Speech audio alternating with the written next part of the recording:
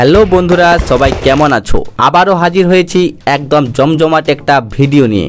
সামনে চলে এসেছে আমাদের সবার প্রিয় আলোর উৎসব দীপাবলি, আর তার সাথেই কালী পুজো। তাই সবাইকে জানাই শুভ দীপাবলি, শুভেচ্ছা ও অভিনন্দন।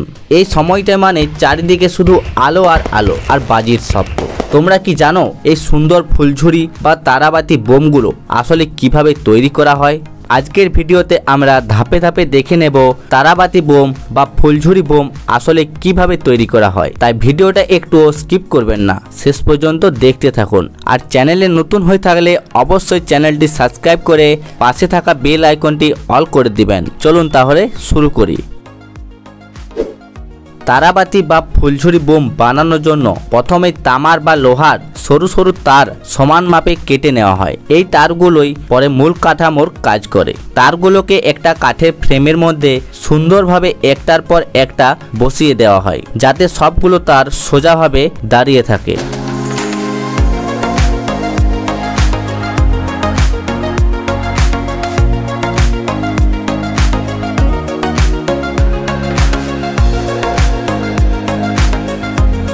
এরপর তৈরি করা হয় তারাবাতির আসল পেস্ট।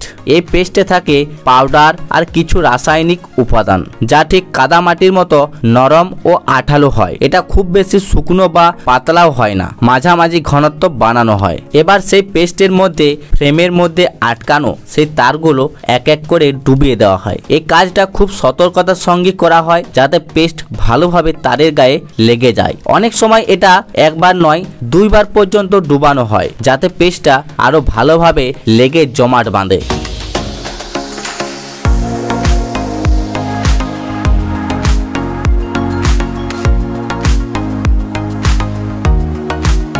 তারপর তারাবাতির ঝলকানি বা ফুলকিগুলোর জন্য পেস্টের গায়ে বিশেষ এক ধরনের গুঁড়ো ছিটিয়ে দেওয়া হয়। এই গুঁড়োই মূলত জ্বললে সুন্দর করে চারিদিকে ফুলকি ছড়িয়ে দেয়। এবার পেস্ট লাগানো ফ্রেমগুলো রোদে শুকাতে দেওয়া হয়। সাধারণত 1 থেকে 2 দিন রোদের মধ্যে শুকানো হয়, যাতে পুরোপুরি শক্ত হয়ে যায়, কোনো রকম ভিজা না থাকে।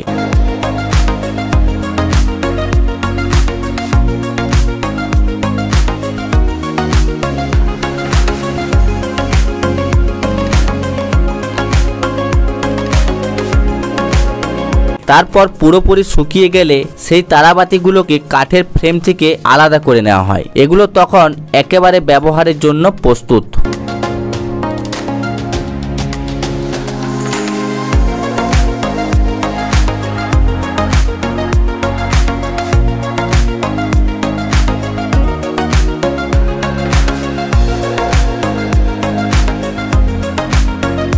তারপর তারাবাতিগুলোকে প্যাকেজিং করা হয়। বিভিন্ন কোম্পানি তাদের নিজস্ব ব্র্যান্ড লোগো লাগিয়ে বাজারে ছেড়ে দেয়, আর সেখান থেকেই এই তারাবাতিগুলো চলে আসে আমাদের হাতে, যেগুলো আমরা দীপাবলি বা কালী পুজোর মতো উৎসবে আনন্দ করে জ্বালাই। তো বন্ধুরা, এইভাবে ফ্যাক্টরিতে তৈরি করা হয় আমাদের প্রিয় তারাবাতি বা ফুলঝুরি বোম। কেমন লাগলো আজকের এই ভিডিওটা অবশ্যই কমেন্ট করে জানাবেন, আর ভিডিওটি ভালো লাগলে অবশ্যই একটি লাইক করে দিবেন। আর যদি আমাদের চ্যানেলে নতুন হয়ে থাকেন তাহলে অবশ্যই আমাদের চ্যানেলটি সাবস্ক্রাইব করে পাশে থাকা বেল আইকনটি অল করে দিবেন। দেখা হচ্ছে নেক্সট কোনো ভিডিওতে। তৎক্ষণাৎ পর্যন্ত ভালো থাকবেন, সুস্থ থাকবেন।